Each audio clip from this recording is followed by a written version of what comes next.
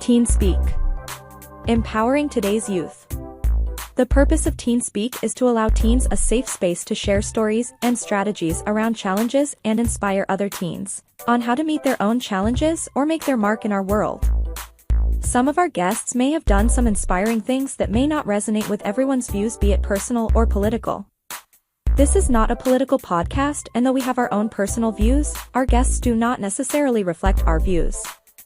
They are simply here to share a story and experience in hopes it inspires others to be the best version of themselves and make the impact they desire in the world. Well, good day, everybody. Welcome to another episode of TeenSpeak, Empowering Today's Youth. I am Antoine Thompson, Coach T in North Carolina. And I am Coach Keith Senzer, based in New York.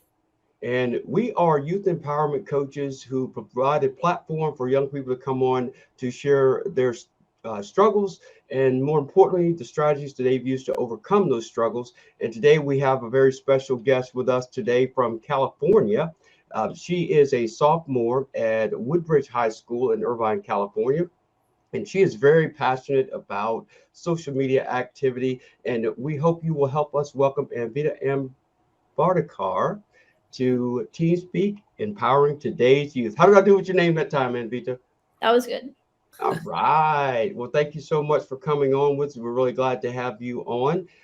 So first and foremost, I want you to tell us a little about yourself that we didn't get on your form and share as much or as little as you'd like. Okay. Well, thank you so much for having me here. And so as you said, I'm a rising sophomore in California. I'm passionate about, helping the community. And so one of my projects is I volunteer with the organization #ICANHELP plus Digital for Good. And this is a nonprofit that is committed to creating awareness for digital safety and digital wellness of students and educators. And I'm also I'm into tennis and sports, and I'm a very academic person. Awesome. So tennis. So you're the number one player on your team? No, not number one. Number two? Yeah. How close do you to be a number one? Not. Very? Oh, come on. Give yourself a little more credit. You're a rising sophomore, correct? Yes. Okay, great. Well, we love your passion about interacting with people and sharing the importance of social media activity. And you mentioned educators as well. And I think that's really important that we all have to be responsible with our social media interaction. I'm going to just turn over to Keith and let him ask you a question because I've been dominating this conversation so far. It's all good. So I guess there's the question I'm going to ask you, because I know when we tackle the subject of social media, right, there's so much negative, right, that we're going to talk about, but just out of curiosity for you, like, what do you see as positive aspects of social media? And then what do you see as the, parts of social media that could be harmful or, because I feel like social media is like anything, right? If it's not used in moderation, yeah, right, it can be damaging. So just curious your thoughts, because I feel like, when you have this conversation, it's hard to always go to the negative, right? There is a lot of negative around it, but there is positive too. And I'm curious from your perspective as a teenager, like, what's the positive side? And then what are the things that you see as negative and that, we need to maybe work on being a little better about? So definitely the positive is like, and now like today's world, like you can communicate with so many people anywhere, and it's really to help you find out what's going on in the world, keep you updated. And I think it gives you more exposure to things that are like happening around you in reality, rather than just like your small community that you have at home. And it's also like for me personally, like it gives me so many new ideas, like whether it's some project I want to do or maybe like a new recipe, and someone else is like sharing what they did and what made them feel good. And then as for the negative side, I mean, there's obviously cyberbullying, which is increasing in the past few years. And I mean, as much as people can post good content, they can post bad content too. But I think they kind of like balance each other, because there's so many positives about it that we tend to keep using it than rather like not use it, give it up, because there's so many negative aspects to it. Yeah. What about like when you see things posted, right? Like we always talk about. I'm very big on social media. I do a lot of this with my the group workshops that I do. So sometimes it's really hard to see like what's like.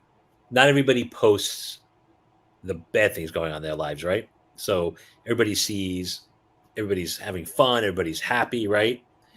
What do you do? How do you see that information and not have that comparison piece, right? Because I think a lot of the concerns and a lot of teen suicides and concerns with teen mental health is around comparison, right? So I want that. But that same person that's posting all that wonderful stuff can also be struggling with depression, right? And mental health is an invisible illness, right? We all could be suffering with it, but you wouldn't know. So how do you as a teenager, how do you see that and be at peace with yourself, like that you're good where you are, right? Versus looking at that and being jealous or upset or wishing you want something else. And how does that impact your mental health? Yeah, so that's definitely something that like a lot of people struggle with.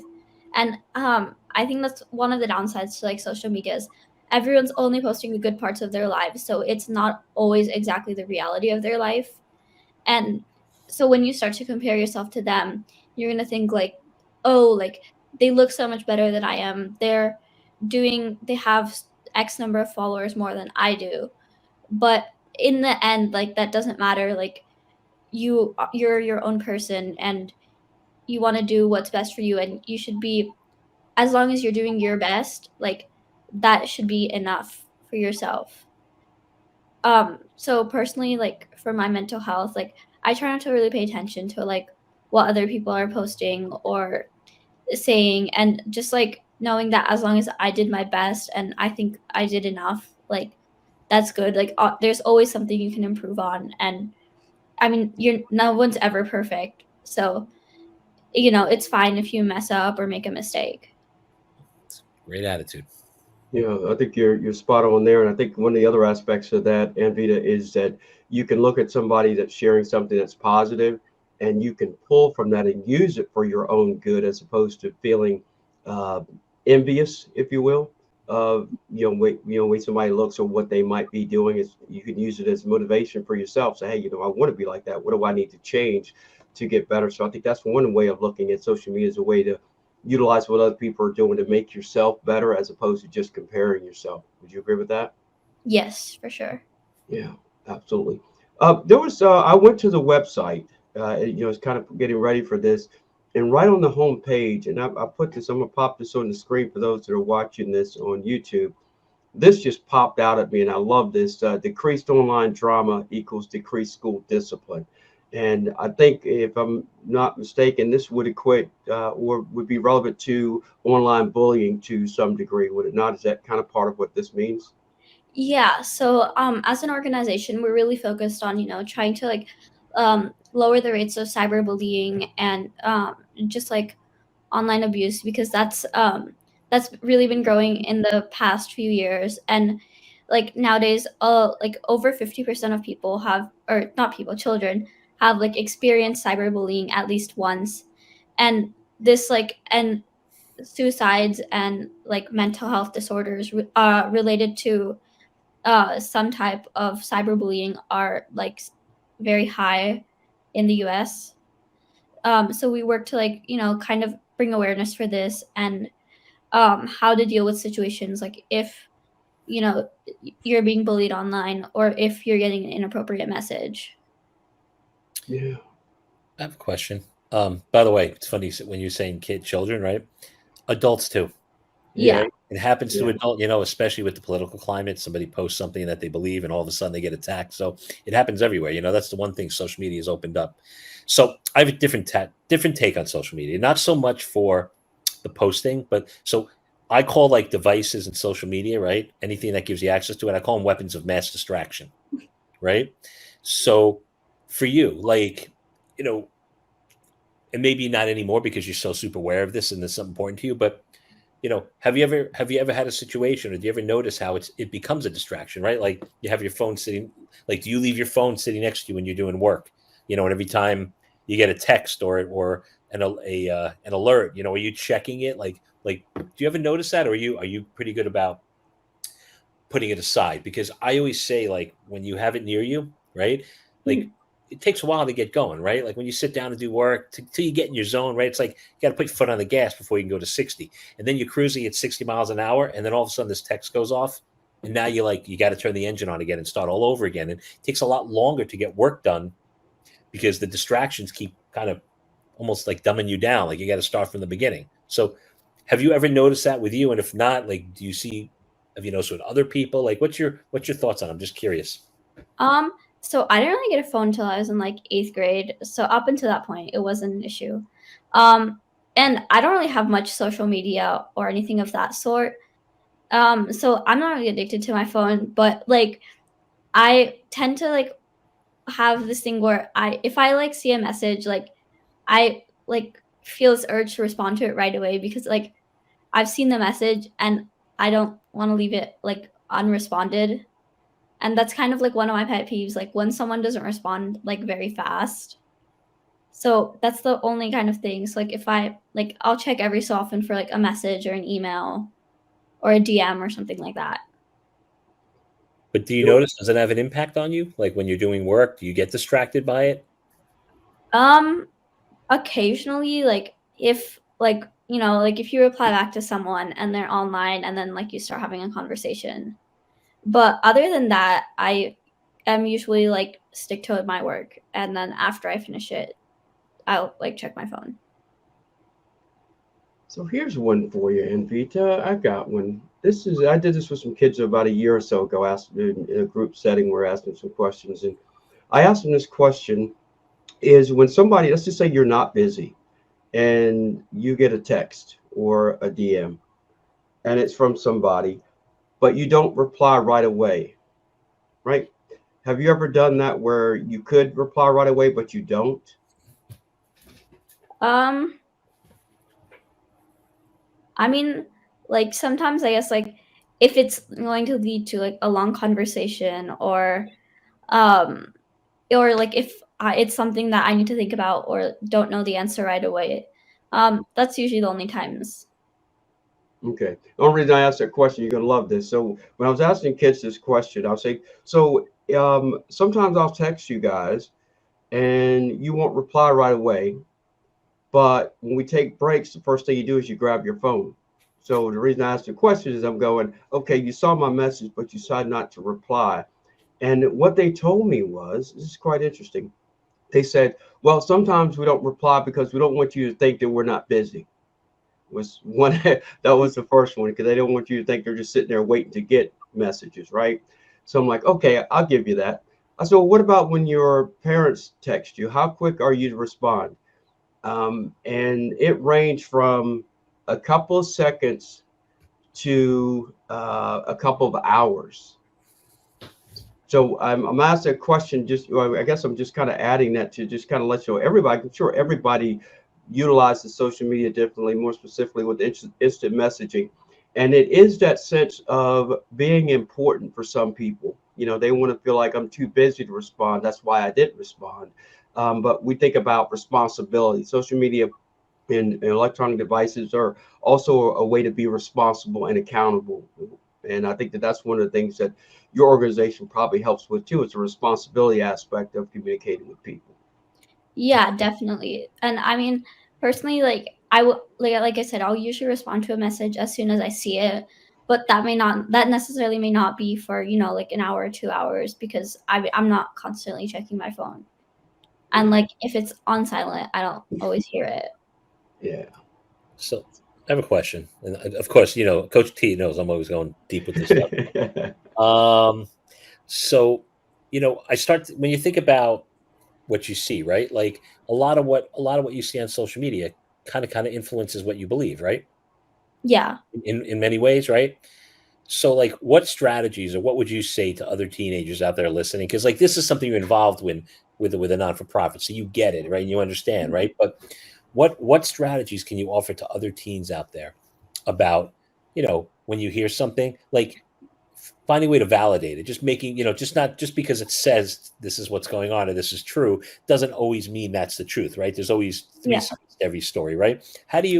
What would you say to somebody or what advice would you give for them to, like, don't just hear what you say. Like, what would you do to make sure you can confirm or just kind of validate what you're hearing so what you're going to believe actually has some validity and you're not just going to go listen to something that somebody told you without looking?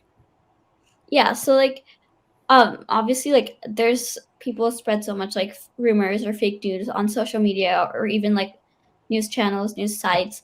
I think you always want to like try to check multiple platforms or resources to like if it's something about local or global news, I'm sure there's multiple platforms which you can check it. But like say it's regarding to a person like your friend, I don't know, posts that they got a dog or something. um you might message them and be like, oh, like that's cool, or like congratulations. And if that's not the case or it's not always real, I'm sure you'd be able to find out from them. And that way like you're not believing just based on their post, but you actually communicated with them directly. But do you take the time, like, so not just with a friend? I mean, that's a good example, right? A friend, but also like, right, as you're growing up, right, at your age, right, your minds are being shaped by what our parents tell us, right, Mhm. what our friends, what our teachers, like, and people in our lives, right, and our external experiences. It helps us develop a belief system about ourselves or about the world, right? Yeah. So, you know, are you when you hear something that you're like, huh, could that be true? Like, do you take that extra step to just, hey, I want to make sure this is legit. I don't want to just go with this because I may believe this, and what if it's wrong, or what if it's not 100% accurate? What if it's there's a little thread of misinformation, right? But a little bit can change a whole narrative of something, right? Does that make sense? Yeah, like usually if I feel that way, I'll Google it or something like that. But also like another thing is like look at who posted it or where it's coming from to see if it's a credible source. Like if it comes from the government or something, it's most likely believable and true. But if it comes from some random person that I don't know, I won't always believe it. Yeah. And yeah, so it's kind of just I think over time you learn to like pick out which sources and like organizations are kind of believable and which are not. It is. I want to shift this a little bit, and because there's something I did a couple years ago, and I think Keith and I talked about this at one point. So I wanted to talk about followers and numbers of followers and things of that nature. How significant is that for kids your age, and specifically that your friends and your peers? How much of dialogue is carried on with your peers and your friends in regards to that? Is that a big thing? Yeah, so I think like nowadays like teens and people my age, they are like pretty into that, like, oh, my friend has more followers than me, or I have one more follower than you. And they think that it's kind of like a measure of their popularity in a sense, and like how much people like them or what they think of them. But that's not necessarily the case because it the number of followers really depends on the number of people in your circle that use that platform, that like use it enough to actually follow you. And like you may know like maybe like half of your circle is like your parents and your relatives who are adults, and maybe they don't use TikTok or they don't use Instagram. So that doesn't necessarily mean that like you're not popular or anything, but it's just something that people follow each other for fun and to see what you're up to. But I don't really think that's something that you should like let affect you or compare with other people, because in the long run it's not really going to matter. Like when you apply to college, they're not going to ask you how many Instagram followers you have or how many TikTok followers you have, or when you apply for a job. So I think it's something like that's a good maybe hobby, like if you're kind of like someone who posts content. But and followers will like help you maybe count your reach, like how many people you're impacting, and how many people are benefiting from your content, but not necessarily like whether people like you or like what your social status is. Yeah, I think what's funny is you said it. No college cares about that. In this changing world, it would be so funny is when time you apply to college, they start putting out on the application how many followers do you have on TikTok and how many followers do you have on Instagram, and if you don't have over a million followers, you don't get in. Could you imagine? Um, we're laughing about it, but in the way you think about it, that's like the power of social media. It's part of this whole conversation is it does define for some people their level of success. But to your point, you're absolutely right. And for Keith and I in the business world, we try to also build our brands as well. But we also recognize that we could have fewer followers. But guess what? Those few followers are avid followers and very engaging followers. And those are the ones that matter. And I think that's the point you're making. It's about the ones that matter. And I think that for us, this is what we try to share with young people too. And I always ask kids too, you may have let's say 15,000 followers and you're bragging about that. But my question to them is, what do you know about 10 of those people? Can you tell Yeah. me something about, and they can't. So I try to let them know that doesn't validate you. And that's the point you're making is it doesn't validate you as an individual. All it does is give you bragging rights for the moment. Right. Yeah. And you get nothing from them. Yeah. And I think it's more about than the number of followers. It's about like how many of those people have you impacted? Like how many of those people have you made a difference in their life and helped? And it's not necessarily the number that gives you that, but like if you connect with them and engage with them. Bingo. So, by the way, any of those colleges, when you're ready to go to college in a couple of years, if any of those colleges ask for that, those are not the colleges you want to give your money to. Exactly.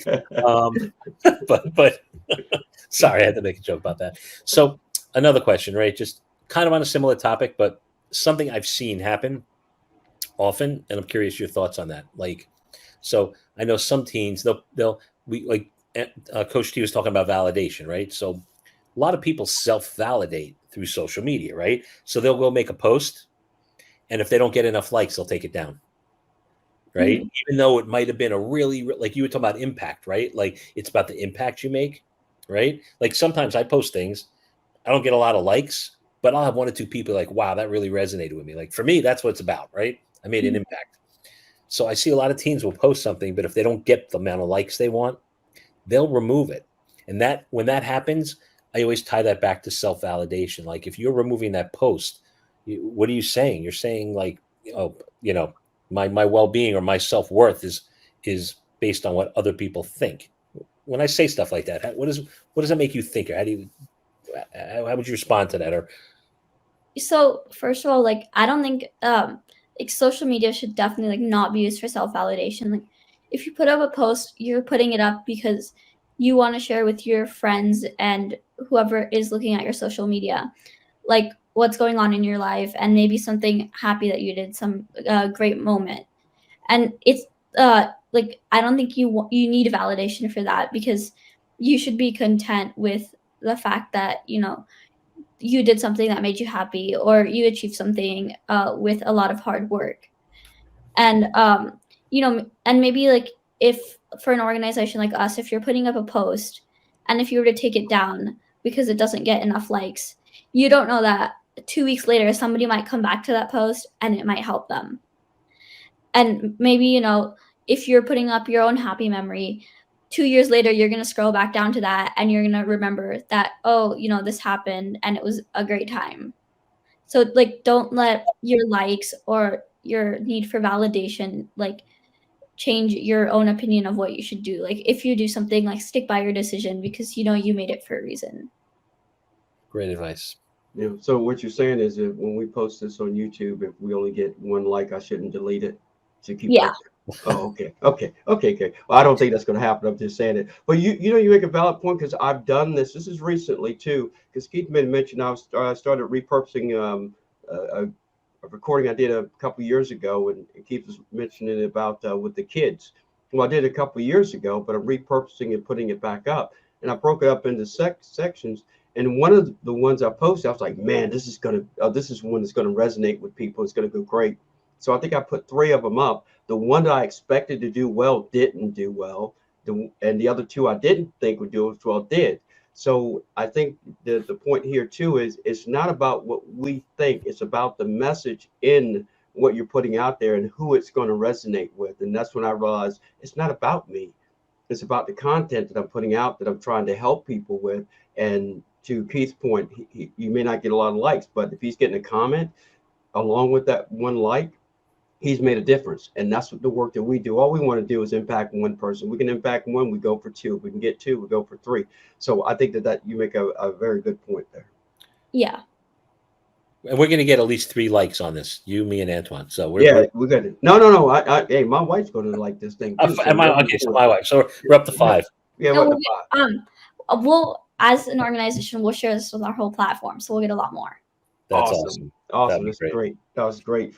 Now, there was one thing we did. I want to just back up. I meant to ask you. You make a great point, Keith. This is the one thing I want to get your take on as well, when in regards to social media and with the platforms and so forth. Do you see a lot of impact in the less social interaction face to face with your peers, classmates, teammates, because of social media? You don't have as much verbal conversation. Yeah, I think to some extent, because I think the general idea is, you come from school, you do your homework, and you're on your phone, so you're not going out to see your friends as much. Or even if you are out with your friends, there's a high chance you're both just on your phone. And even maybe at school during break, you're both just on your phone. So rather than really talking face to face, it's still on your device. And that's limiting the face to face interaction. And you're not talking as much as I think you did maybe 10 years ago, or when you didn't have phones. Or you and our age, that's all we did was talk. Yeah. That's all we could do. No, I was just going to share, so one of the fun things we like to do is Coach T always has a bunch of questions. It's we call it the lightning round, but we end up slowing it down anyway, right? You'll probably come up with some great answer. We're going to both be like, oh, wow, that's a really good answer. We want to talk about it. So I'm going to turn it over to him because he's going to ask you some quick questions. There's no right answer. There's no wrong answer, right? You ready? Yes. All righty, here we go. What is your go-to karaoke song?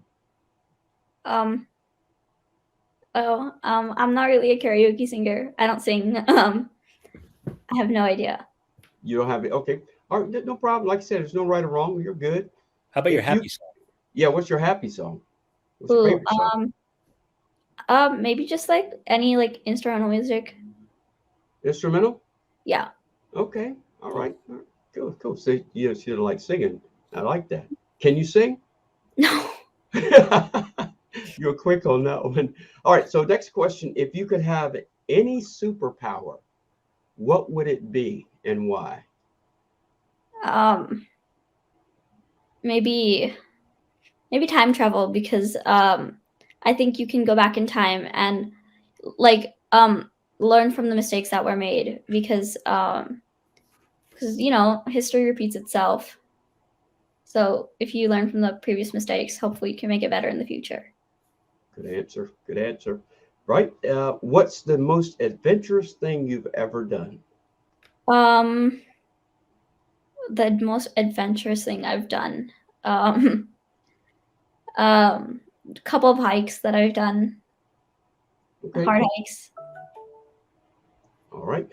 What's the weirdest food combination you've ever tried but surprisingly enjoyed? Pizza and ranch. Yes, it's pretty good, right? I heard that one. Yeah. Yes. Yeah, somebody taught me into that once. I thought it was nasty. I'm like, hey, you onto something here. I like that. Yeah. What's your favorite social media platform? I'm not big on social media. Okay. But maybe Instagram. Okay. If you could have a celebrity as your best friend, who would it be? Oh, you guys. Oh, wow. Oh my gosh. I didn't know you were celebrities. I didn't know I was either, but hey, now we are now, buddy. We are now. Thank you for We that. appreciate Good. that. Yes, thank you. That's very kind of you. What's the funniest joke you know by heart? Oh, I don't really know any jokes. I don't know. Okay, I that's I okay. I did like Keith's joke about um college and followers. Okay. Hey, I guess we are celebrities. Well, she followed that up with that referencing you. I like There this. I you go. like this. I just All hope right. that's a joke. It stays a joke. Yeah. Mhm. Now, this is actually, you answered this a little earlier, so this will be great. If you could time travel, which is the superpower you'd like to have, which era or historical event would you visit? Um, maybe the like the early 1900s, because to kind of find out, like when there was no internet, no social media or anything of that sort, like how life was, and like I think the values that people had then and how they differ today, and how people entertain themselves. And I think like that's something that you could like bring back and try to implement in our modern world. Mm.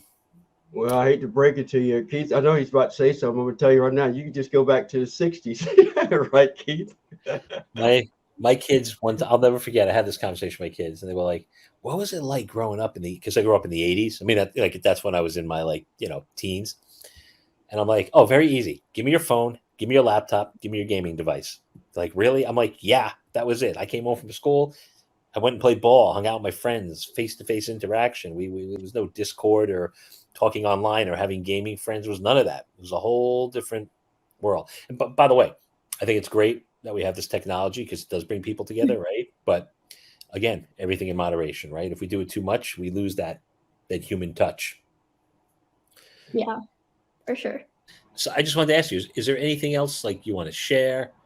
You know, that you think would be, and there's no pressure if you don't, but we never want to end a podcast without giving the opportunity to share something you might want to share with other teens listening to, you know, inspire them to maybe be better at something that you want to help them with.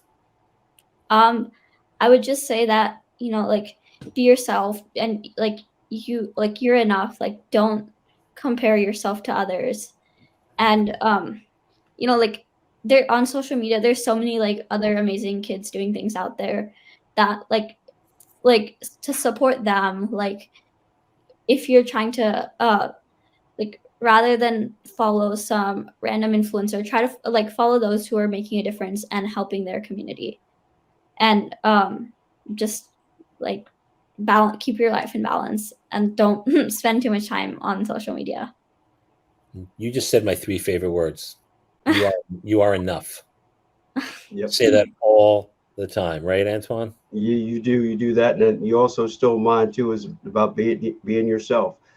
That's so true, and I think a lot of young people don't realize that they are enough and they're very special, but because they're trying to compete and be like other people, they're missing their opportunities to be their best versions of themselves, if you will. I know that's a overused phrase, but it's true, because that's what we work to do, is to help young people find their true north through simplicity, effort, and attitude. Besides thanking you for taking time to come out and share your passion, which is social media, and decreased online drama equals decreased school discipline, that's going to resonate with me like crazy. And I applaud you for the work that you're doing to impact your peers, your friends, and the next generation. We need more young people like you, and we really applaud the work that you're doing. Thank And you're you. welcome. You're welcome back anytime you want to come back and talk about something. Oh, okay, thank you so much. Yeah, no, he's serious. All you got to do is email one of us and go, "Hey, can I come back and when I'd like to talk?" And we will set it up in a heartbeat, because this is a platform for your generation, and we want you on as much as we possibly can. And it's really important that the adults out there understand that you and your generation have a voice, and this is a platform for you to share that voice. And we want you to do it as often as you possibly can. Thank you. Yes, ma'am. Our pleasure. So if you would like to be a guest on TeenSpeak, or you know somebody that would, guess what you can do? You can go to Keith's website, which is shiftyourpower.com, or you can go to my website, which is CoachTsCorner.com. We both have a link to fill out a form like Anvita did and send it to us. We can reach out to you. We schedule you to come on, and hopefully you can do as well, if not better, than Anvita did. But Emory is still the top notch. We had a 9-year-old on Anvita about a month and a half ago. This girl like blew us away, man. She called me out on everything. Remember that, Keith? Oh my God, it's hilarious. Oh, she was. But if you want to be a guest, we'd love to have you. Keith is a leadership and empowerment coach. I'm a leadership and empowerment coach, and our goal is to help the next generation be the best versions of themselves. And before we go, we would like to always share our parting words of encouragement. Mine is a positive attitude won't solve all your problems, but it will annoy enough people to make it worth the effort. And mine is the only thing holding you back from getting what you want is yourself. Yep. Anvita, you want to add something to that? No, I think you guys summed it up pretty well. Pretty good for 2 new celebrities, huh? We'll see you on the carpet. Yeah. Hey, and we will let you know. We're on strike. Oh, that's right. We're on strike. But when we come back from our strike, we're going to make sure we let you walk the red carpet with us for our first premiere, because we're going to be hopefully taking this thing on the road, and we'll hopefully come to your school and we'll bring you up on stage and we can celebrate you. So as we speak about that, if you have a school that would like to have Keith and myself come and do an episode of TeenSpeak, all you have to do is reach out to us, Keith at shiftyourpower.com or Coach T at CoachTsCorner.com. We'd love to be there. So with that, we will sign off. We wish you all a great day, great week, and we will see you on our next episode. Take care. If you or someone you know would like to be a guest on TeenSpeak, be sure to connect with Keith at shiftyyourpower.com or Antoine at Coach T at CoachTsCorner.com.